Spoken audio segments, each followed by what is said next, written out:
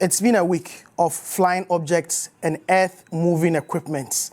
A week where the words Airbus, Intermediary 5, Government Official 1, and missing excavators have virtually beamed through all television sets, radio sets, and words that have been seen on most online portals this week. But this is a press conference where journalists gather to dissect the major press briefings and engagements in the course of the week under review. My name is Duke Mensah Opoku. In this edition, we first look at the matter of the 3 C295s that were purchased by Ghana as far back as 2011. This week, courts in the UK, specifically the Southwark Crown Court and the Department of Justice in the United States of America, released documents that's a deferred prosecution judgment following a case brought against Airbus for bribery and other unsound business practices in these countries. 5 countries are involved, including Ghana. We'll be looking at all the issues right here on press conference in this edition. Also, it's a matter that the president boldly declared that he was going to put his presidency on the line for. The matter of illegal mining, popularly known as galamsey, after the media, spearheaded by Citi 97.3 FM and other media organizations, took the fight against galamsey to the whole country.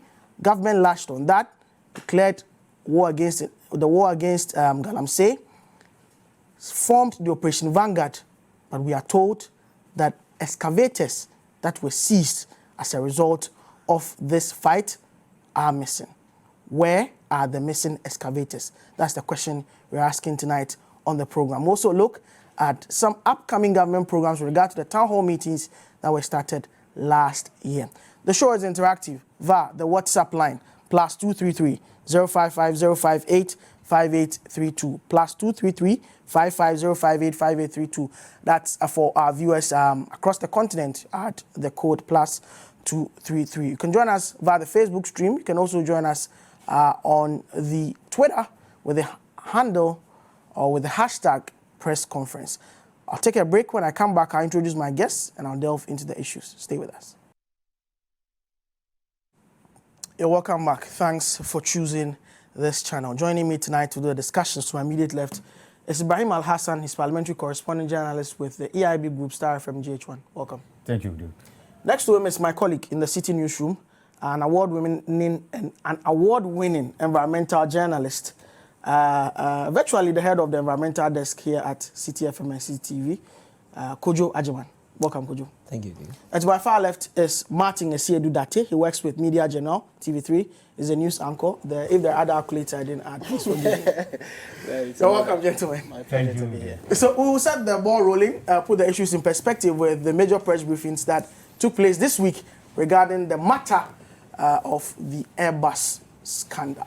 Well, the NPP on Monday, of course, virtually the news broke on Sunday. On Monday, the NPP organized a press conference addressed by its Director of Communications, Yao Boabing Asamoah.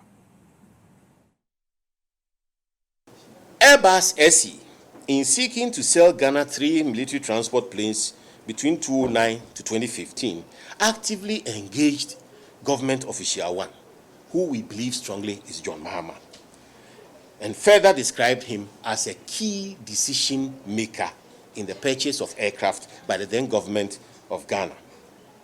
Though the deal for 2 planes was concluded in 2011, the elected government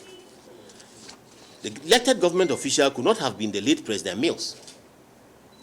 The elected high-level government official could not have been President Mills because the evidence identifies a go-between who is said to be a close relative of government official 1. In other words, for those who are using timelines to say that John Mahama couldn't have been the high elected official and not government official 1, because at the time the first deals were concluded in 2011, he was not the president. Maybe misfiring because the betweener had already been identified. That go-between was referred to as Intermediary 5 in court documents. And Intermediary 5 is further identified as a UK national born in Ghana, who is said to have migrated to the United Kingdom as a young child and therefore lost touch with his Ghanaian family until the late 1990s. Now the corroboration comes from the president himself. According to President Mohammed's account of his siblings in his book, My First Coup d'etat, the profile of Intermediary 5 appears to fit perfectly that of the long-lost and found brother who was in the UK. Having been found, Intermediary 5, the brother, conveniently surfaces to be the preferred business partner of Airbus in his deal with the government of Ghana through his brother, government official 1. So there is no doubt that the deal was with John Mahama and couldn't have been with President Mills. So that's Yabuabing Asamoah. Later in the week, the National Democratic Congress, the NDC, also held a press briefing addressed by its National Communications Officer, Sammy Gyamfi. In the case of Taiwan, Indonesia, and Malaysia, bribes were actually paid to senior executives of airline companies who dealt with Airbus. And all those findings were indicated in the UK SFO reports and the approved judgments. But in the case of Ghana, no such indication is given in either the UK SFO report or the approved judgments. We can state with a large degree of certainty that the UK SFO would have stated that bribes were paid to the said government official 1 if they had found so in their investigations. Instead, they carefully chose the words, quote, intended to induce, unquote, without more. And there is no indication that this intention was actualized. Therefore, to the extent that the said government official 1 is not cited for any offense in any of the approved judgments, his or her identity is completely immaterial. And let me repeat this. To the extent that the said government official 1 is not cited for any offense in any of the approved judgments, his or her identity is completely immaterial. Sammy Gyamfi is the National Communications Officer of the NDC. Two more things. Well, President Akufo-Addo has referred this matter to the Office of the Special Prosecutor, so he has to collaborate with the SFO, Serious Fraud Office of the United Kingdom, to look at the matters relating to Ghana. Again, in Parliament last Friday, Honourable Member of Parliament for Asin South, Reverend Johnny Timfojo, brought a statement to the House asking Parliament to open a full-scale public parliamentary probe into this matter. But that request was declined by the Speaker. To be put properly, he put that request on hold and indicated that Parliament will revisit the matter later. On that parliamentary note, let me start with the parliamentary correspondent here. For you, Ibrahim, what are the real issues regarding this Airbus issue matter? Well, two things: criminal culpability, ethical issues. If you look at what the SFO report talks about, and even the judgment from the US, I struggle to find the role Intermediary 5 actually played in the purchase of these aircrafts. In essence, even if you read the judgment carefully, they talk about the fact that the payments were done for no work done, in essence, because there's no link between, or we are not told any role specifically that Intermediary 5 played in helping Airbus sell those aircrafts to Ghana. But it was stated that he was chosen because of his blood relations to government official 1, who was actually the one in the driving seat of decision making. So therefore, in essence, an agent to help Airbus sell these aircrafts.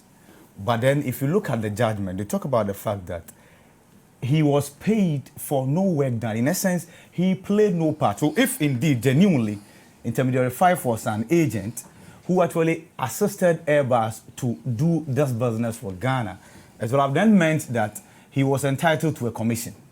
the fact that the payments that we made to Intermediary 5 have been now described as bribes by the SFO in the UK and then by the agreed procured by deferred judgment from the US tells you that in their view, Intermediary 5 played no direct role in the sales of the aircraft. But then... Why was he later asking that about 1.3 million euros of his money was not paid if he didn't play any role? Exactly. So Airbus identified Intermediary 5 and they believe Intermediary 5 could assess them.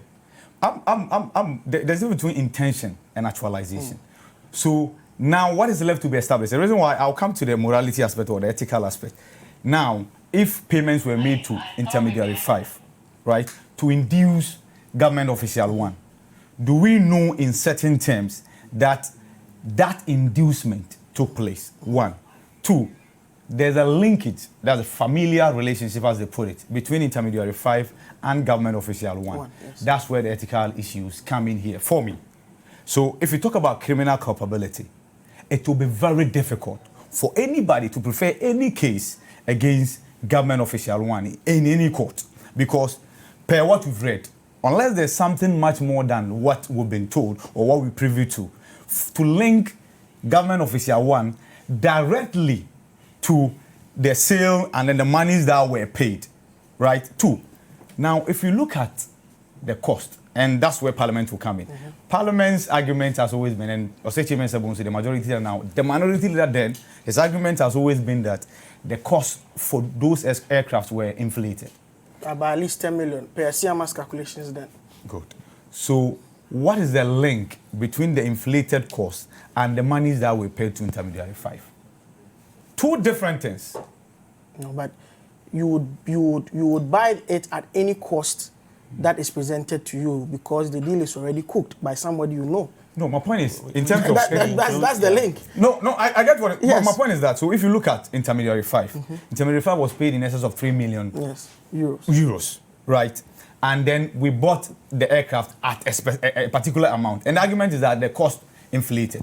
If you look at the inflated cost, and here I'm talking about the criminal culpability as well, who can you hold responsible if indeed the cost was inflated? Parliament actually approved that particular deal, right? So if, and the reason why Speaker in his own wisdom shut down this particular request, and not just the Speaker, you realize that Dr. Anthony Akoto say, from Dr. Anthony Akoto say, through to Joe Osewusu, to Yunus Afuseni, to Okujeto Ablakwa. In fact, the only majority member of Parliament who actually supported this was Okoboy. Kojo Ponkroma as well, the information minister, so 2 of them. But then if you look at the argument advanced by especially Anthony Akoto say, that if you're arguing that the cost inflated, now there was a wrongdoing, there's always been a referral to the Office of the Special Prosecutor to probe this matter. If you say, okay, Parliament, of course, and Parliament is at liberty to do this. Yes. As the Speaker rightly pointed out, Parliament is at liberty to investigate any matter, whether it is before the Special Prosecutor or not. But in this case, the Speaker thought it wise that if you don't take care, we might end up opening the Pandora's box.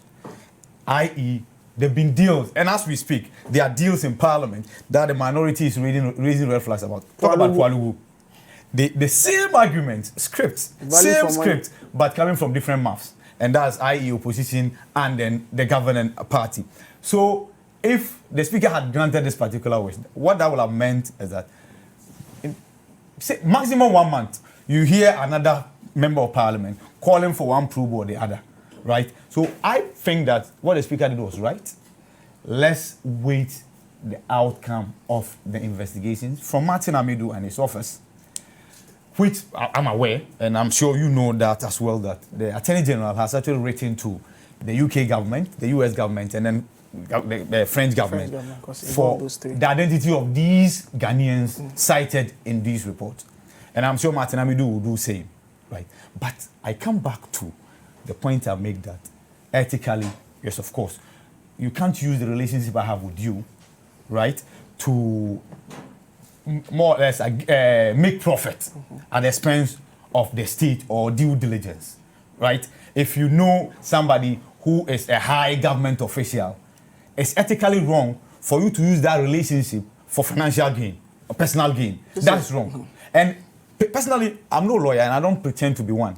But from what we've read and from what we've studied, it will be difficult for anybody to say that even if monies were paid to intermediary 5, those monies found their way to government official 1, or those payments played any role in securing these deals for Airbus. Okay, let me come to you. Let me come to you, Martin. The same question I asked Ibrahim. For you, what are the issues, the real issues in this matter that everyone is discussing or has been discussing this week? I think an outstanding question right from the onset would be, is there complicity? Has Ghana found itself in a wrong position? And that is yes.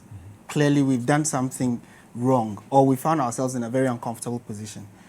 How are we dealing with it? I think that clearly there was going to be political shenanigans. Both parties will try to milk it or otherwise find a way of making sure that it doesn't stick if it is being, pasted on them. The NDC and the NPP have both rushed. I think that they didn't study the document very well before their earlier statement or their initial statement, because the one that was released by the former Attorney General, for instance, on the Sunday was totally empty statement. It didn't touch on anything. That was their initial position, we are told. Which meant that you didn't do proper consultation to come out with something meaty, something concrete. It was as if it was panic reaction, to be honest. For this case of such international magnitude, if you're going to release a statement, whether preliminary statement or a final one, it should carry some substance that people can speak to. That was empty. And then I think after that, another one has been released, and then there was a press conference. So they are both trying to make sure they don't allow the thing to stick on them, the NDC. Now, the NPP also sees a good opportunity to make political capital out of it. So they are quickly throwing out names and pointing fingers at people. All of that. You see, it's not allowing us to focus on the meat of the case. And this is the order of the day in Ghana politics, yes, especially in an election year. Everybody throws the spanner into the sport, and then we are trying to find out. So there's a heckle, and then very few people are able to sit back and then, extrapolate the key issues that we can talk to. And I think that because of that, a whole week has passed, and we've just been, bantering left, right, center. Interestingly, there are some media houses that have paid attention to the details. They say the devil is in the detail. They've taken the court rulings, both in the US and then the UK, and read in between the fine lines. And I think that the issues are coming out. So who is government official? And I think clearly everybody wants to know who that person is. Why is there that quick reaction to want to say that it is nothing? It has nothing to do with us, the NDC. And then why is the MPP also trying to force it to stick? Why is Parliament? I also think that clearly Parliament should have a role to play in this. They should investigate the role they played, because you are the final authority to approve whether or not Ghana engages in such a deal.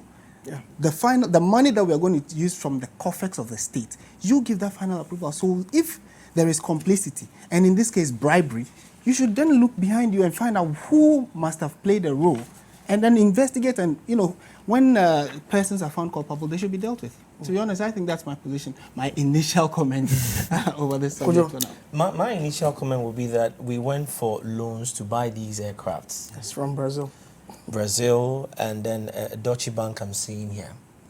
And we are hearing that some people took a bribe of over 3 million euros. Allegedly. Allegedly. Obviously, it is going to be in the price build-up of these aircrafts.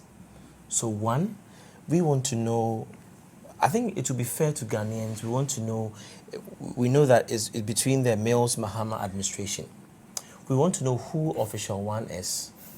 We want to know who Intermediary 5 is. It will be fair.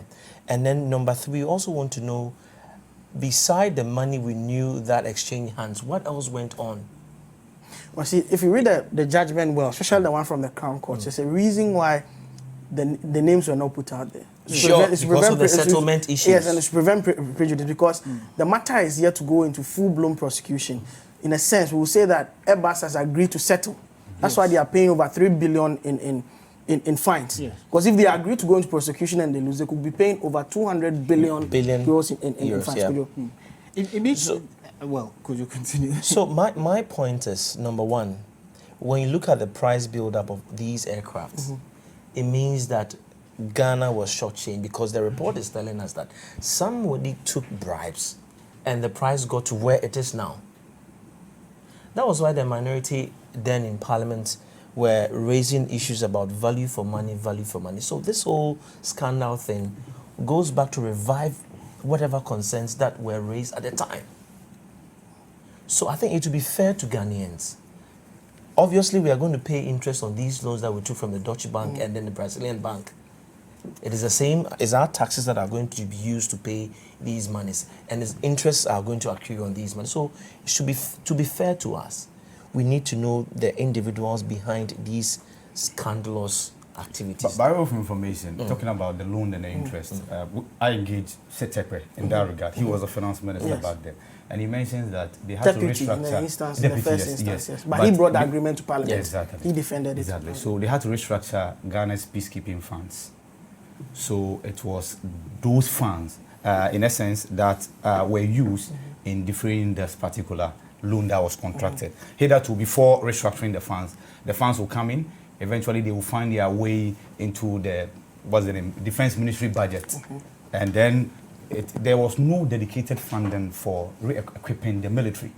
And with the peacekeeping mission, especially the UN peacekeeping missions, the better the much more better you are equipped, the easier it is for you to get those assignments. And the nation actually makes money from these assignments. So when they came in, he realized that this is the better way of going about. Let's have a dedicated fund to procure loan, use these funds to procure resources for the military, better equip them, so they will get more call-ups from the UN to go provide these services. Then the country makes money. We have funds that at the end of the day, that was not judiciously used. No, most definitely. It's the peacekeeping funds. Judiciously used because of the things that are coming out now.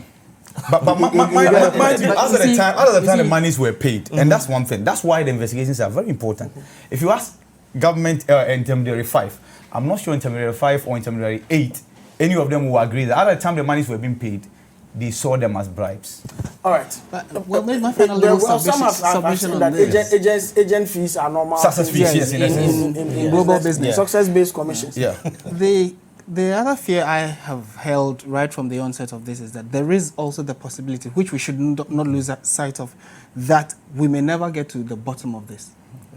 It's very likely. We are told there are there's some information coming out in November this year, when all of these issues have settled and the Crown Court and the other agencies looking at this, the SFO in the UK has gotten to the bottom of the matter. So we should wait in November. In November, probably, yes. Yes, but then the concern I'm raising here has to do with the fact that, you know, the Ghana armed forces and the military, for that matter, deal exclusively. The way they work is not public knowledge.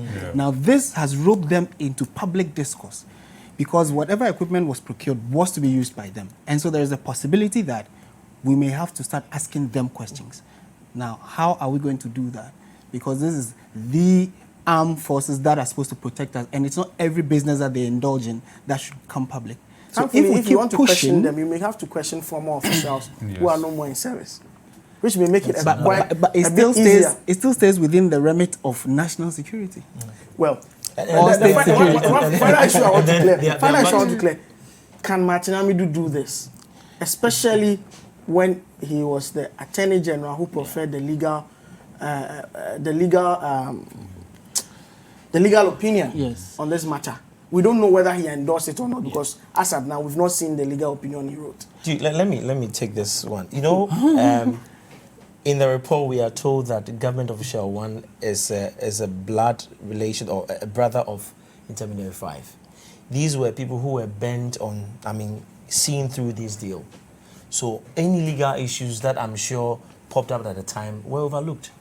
That is how come we are seeing this report today. That's assuming that Martin Amidu advised against the agreement. If he even advised, was it taken? Well, because it's possible. Because we're in this country where attorney generals have preferred legal opinions on matters. The executive has gone ahead to brush it away and go on to do whatever. Then also there is the possibility that I've read certain articles about Martin Amidu's former epistles he had released, where he made certain mentions. For instance, he said that former President John Evans Atta Mills wanted there to be a commission of inquiry or an investigation For the Embraer. Yes, but then it all has to do with procurement of Procurement. airplanes. So that could have been roped in as At the well. time, yeah. But there is the lawyers have not been able to clearly state whether or not Martin Amidu can go ahead full haul to investigate this. Well, I read elsewhere the respected and short say that if there is a matter of a conflict of interest brought against Martin Amidu, the deputy special prosecutor Could do that. can do the job. No, I think direct question you asked us whether Martin Amidu can actually delve into this. I think he can.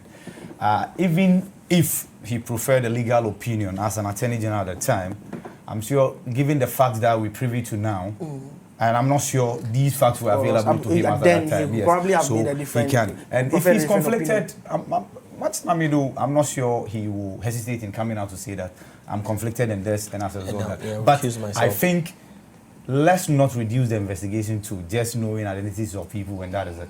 We should go beyond knowing the identities and of pick lessons. exactly, and then if there can be prosecution. But personally, like I said, I think at best we learn lesson. We talk about these ethical issues that shouldn't have happened in the first place, and reason why it's difficult to talk about nepotism, chronism, and what have you, because somebody will argue that I have familiar relationship with people, yes, still they are competent, they are qualified. I have 1,000 professors in my family, so if I get elected, does that mean these people should be excluded from helping move the nation forward because they are related to me? Okay. And that's an old argument that. All right, we'll take a break here. But for me, the basic lesson from this: Parliament should stop approving agreements without value for money audits. Yeah. Parliament has to stop that. That's all. Parliament has to stop that practice. We'll take a break. Welcome back. This is press conference right here on Citi TV. Journalists have gathered dissecting the major press briefings and engagements this week. I still have in studio Ibrahim, Kojo, and Martin. Let me bring you some messages that have come through so far. Salam from Yeji says, Mr. Opoku, I just like the program. God bless you. Thank you also for choosing Citi TV at this time to watch this program. Prince Henry from Koforidia says, as far as I'm concerned, the Airbus scandal can't be related to the missing excavators because in the Airbus scandal, no names were mentioned categorically, but in the missing excavators, we have heard names in alleged voice and video circulating.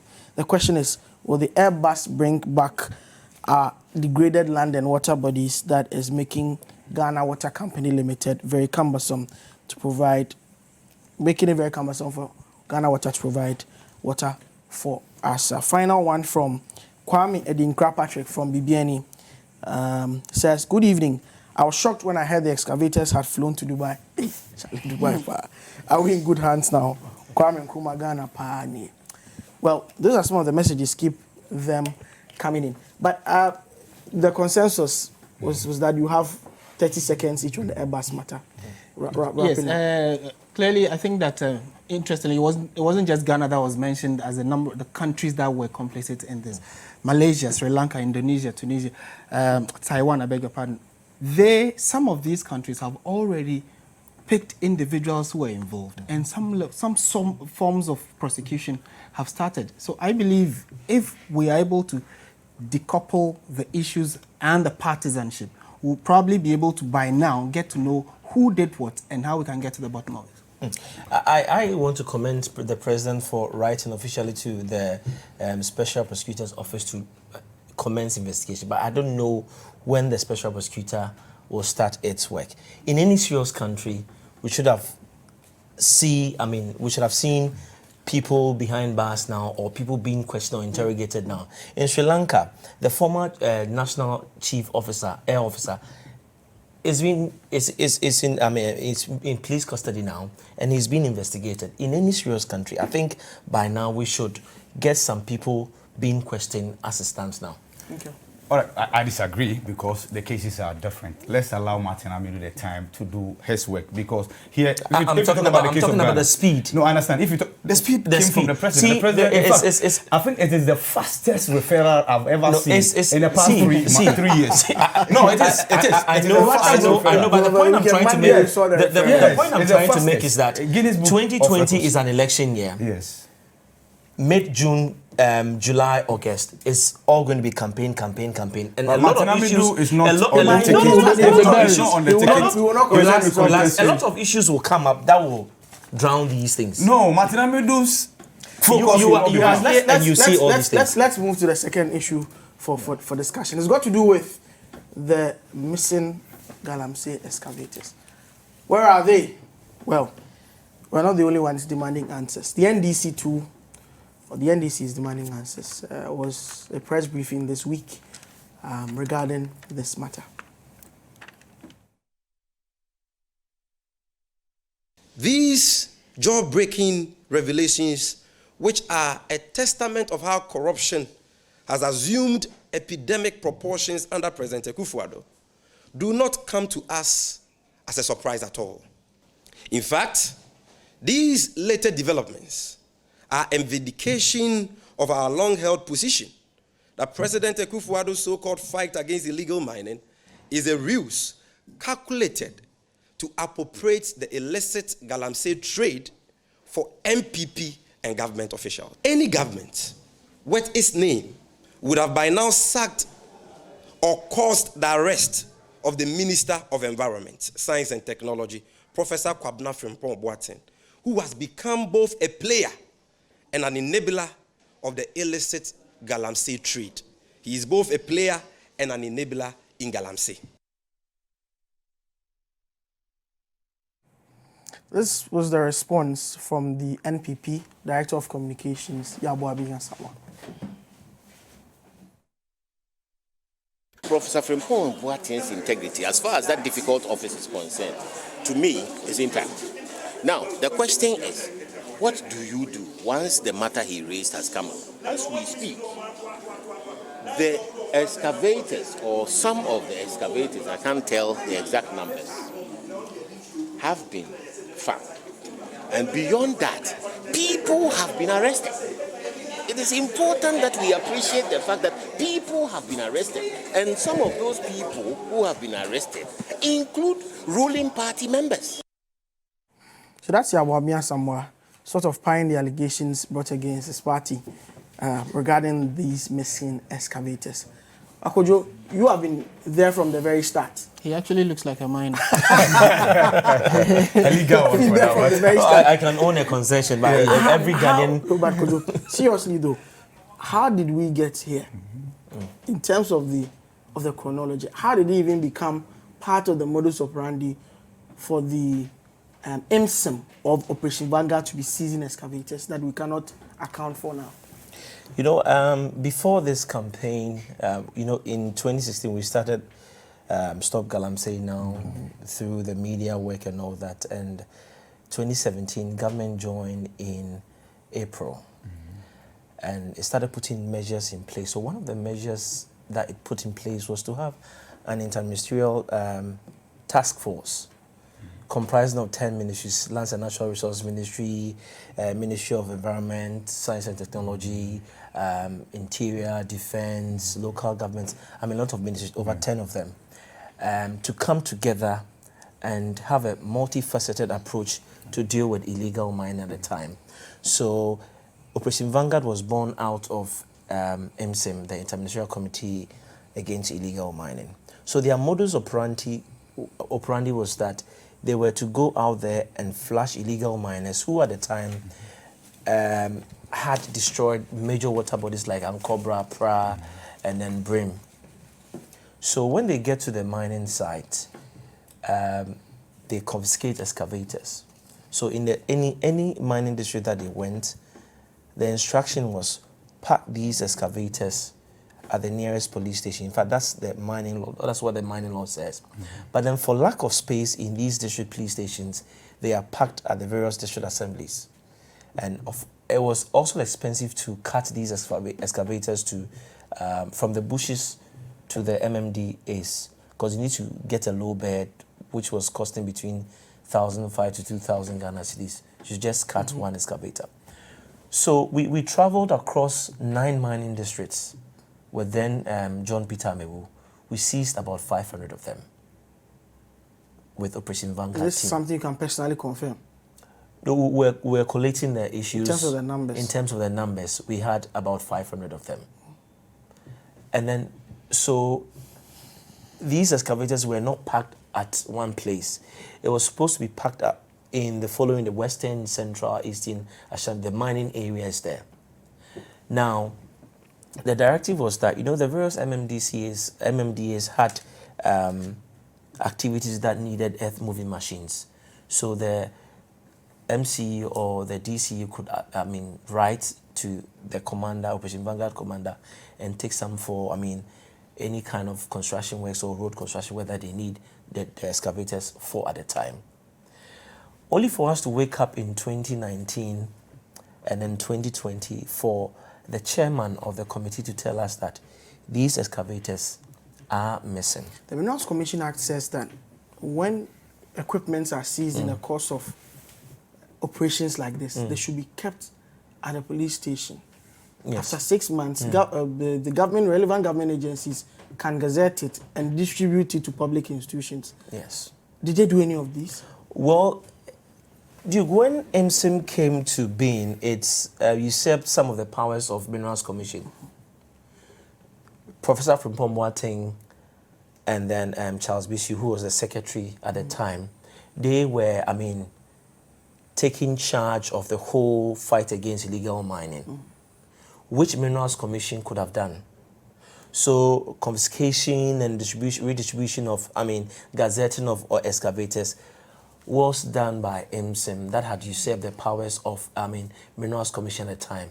Because this is a special agency directly under the presidency that was working for the president on the presidency, and then the various ministries that were in charge of fighting illegal mining. So at the time, Minerals Commission was not really as formidable as it was supposed to be in terms of its laws and its MSIM implementation. is a creation of an administration. Yes. But Minerals Commission is a creation of our own laws, backed by parliamentary, it's backed by law. Yes. It's a statute of, a body created by statute of this country. So in terms of the powers of the two, you can't really compare them and say, In fact, that yes, the power that one has cannot be equated to the other. at the height of the fight, MSIM was more powerful than the Minerals Commission, which many raised concerns about, because MSIM took directly even the, vetting of mining licenses and issuing mining licenses, and then, coordinate of concessions and all that. That was a problem at the time, because Minerals Commission could have done all these things. All they needed was to be, empowered. Okay. All right, Martin. I think we, right from the onset, there was the euphoria. I think from the media campaign right through till these stories started coming out, there was the general interest in issues of galamsey. And then I think that we all started patting ourselves on the back that we fought a good war and we're seeing results. Especially when the water started changing, the they color started looking good. And people in some of these villages started saying that now they could still go to the water and drink from it, or their animals could feed from it.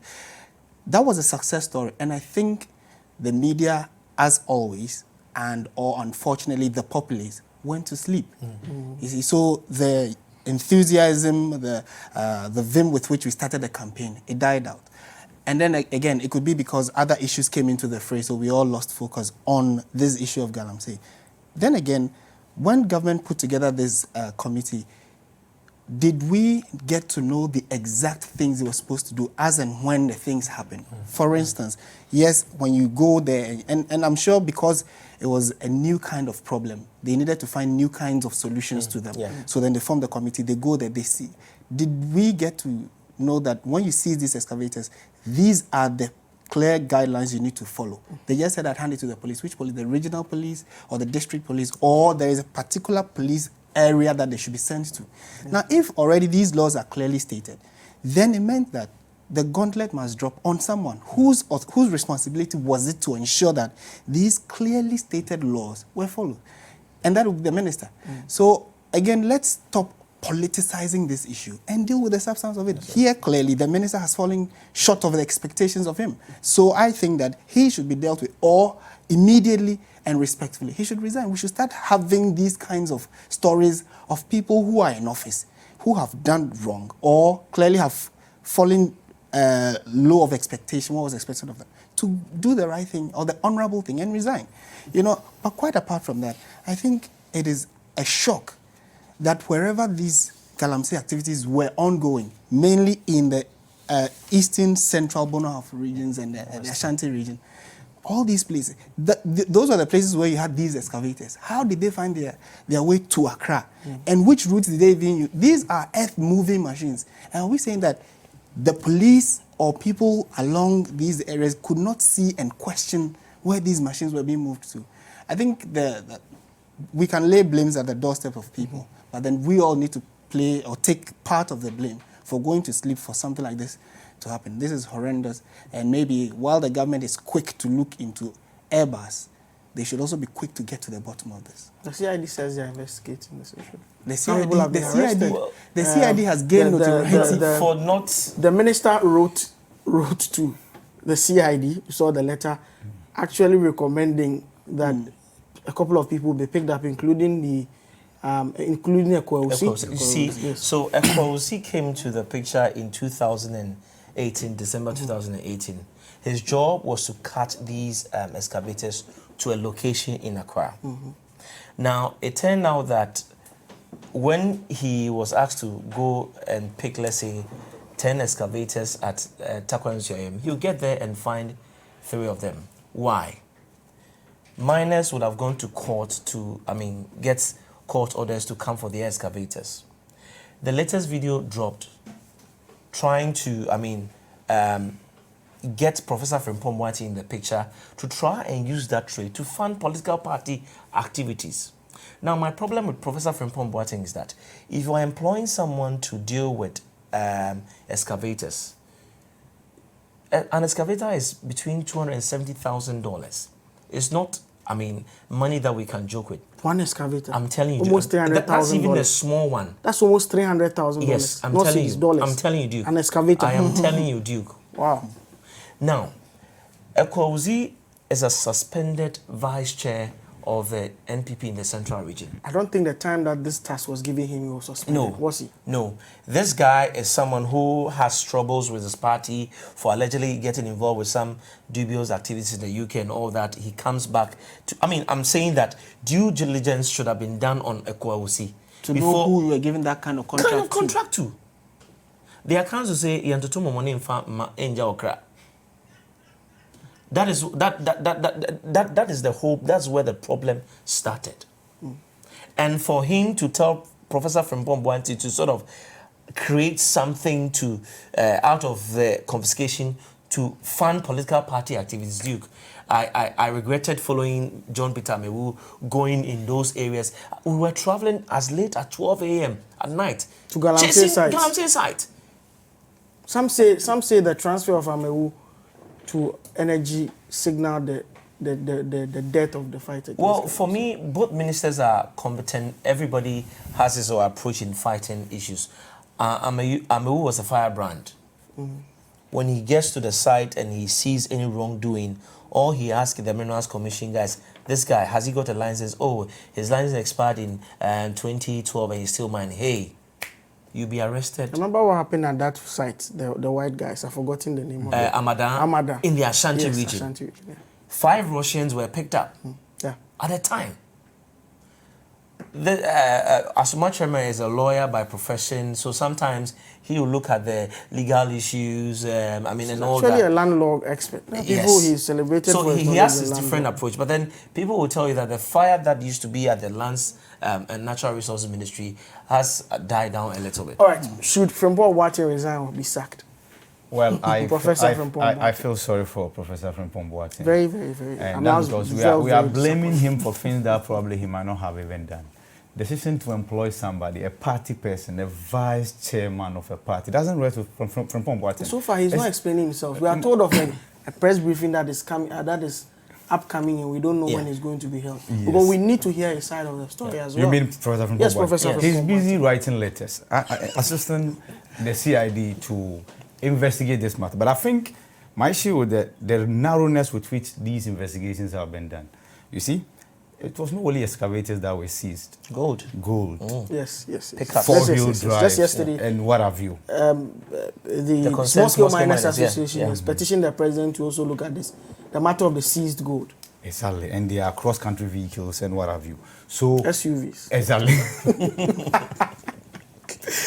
So I think we should expand the investigations. I think this is where if you ask for an inquiry, a public inquiry, I think it will be well in order. I'm missing excavators. No, I'm talking about the entire Galamsey fight. You see, you said something that was quite profound. You said something that was quite profound. I think maybe we gave some people a responsibility. Yes. They have clearly checked their responsibility. Maybe Kojo can so help they must us. take, they must bite the bullet for it. So when you follow them quite keenly, when you get to a location and you see maybe 2 excavators, and the order is given that they be seized, do they also get to see the gold or the minerals that have been mined? And what's the order on that? Sometimes you see the gold ore, which is also confiscated.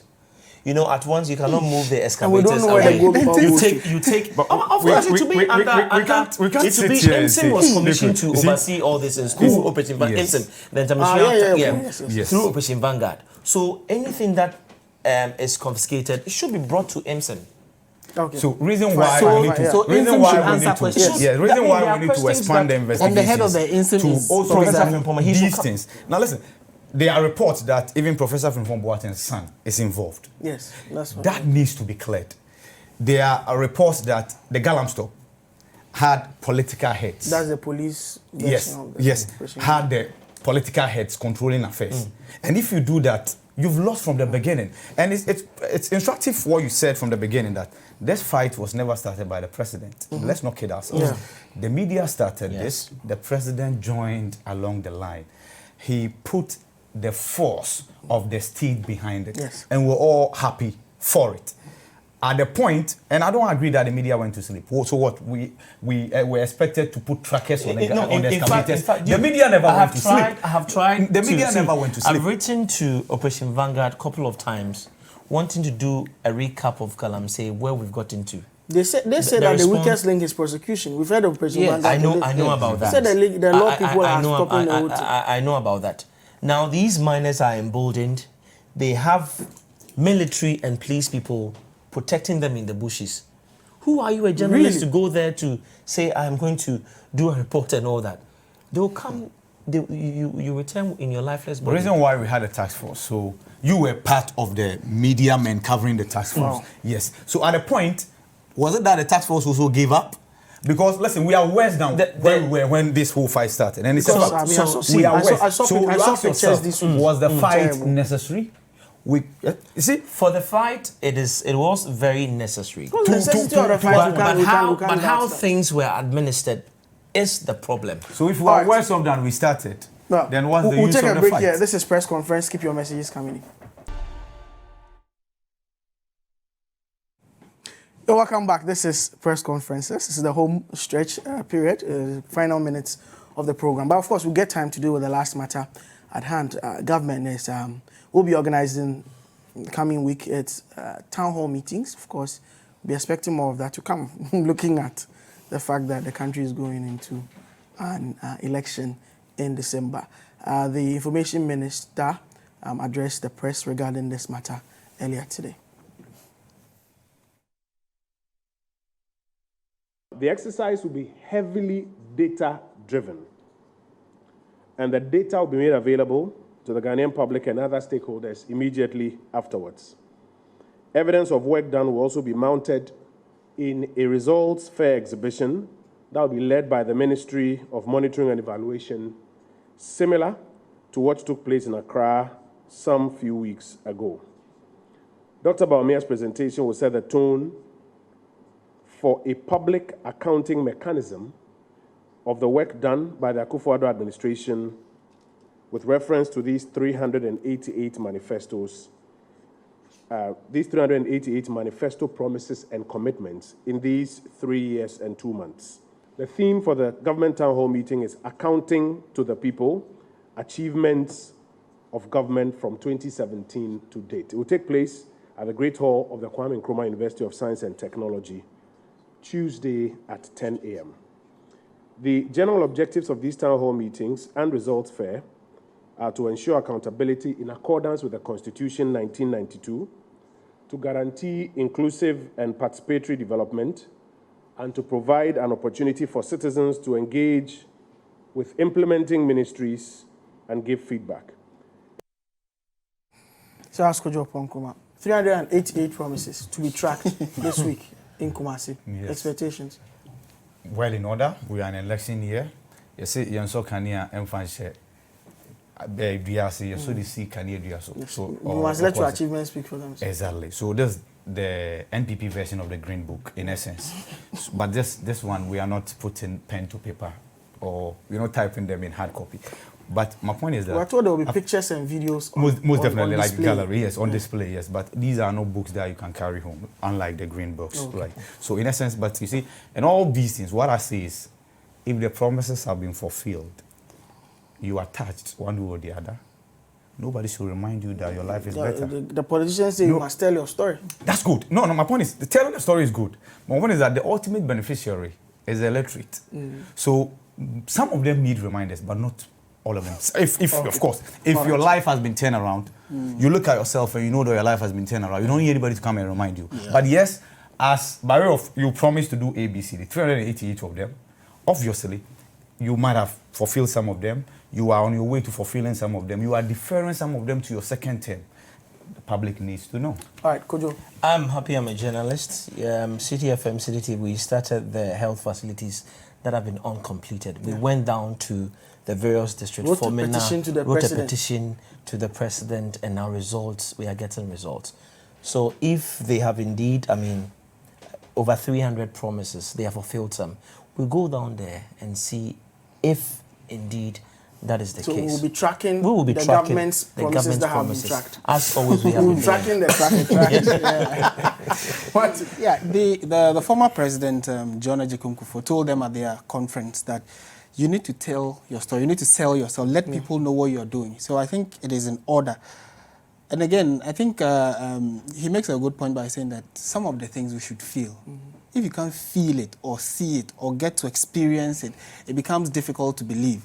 So they think that it is in order for us to see, where they'll be showing videos and pictures of it. Fair enough. However, I think the concern for many will be that if the economy, which is has always been the bane of many a government, is on the right track, I should be able to feel it in my pocket. Are you feeling it or you're not?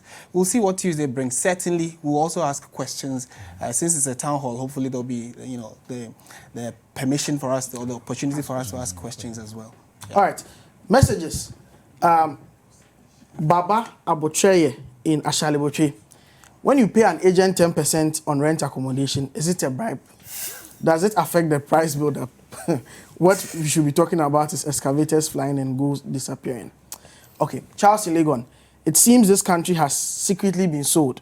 Today, Airbus, tomorrow, missing excavators. Our leaders are just selling hope to us. That's all. Well, press conference doesn't sell hope.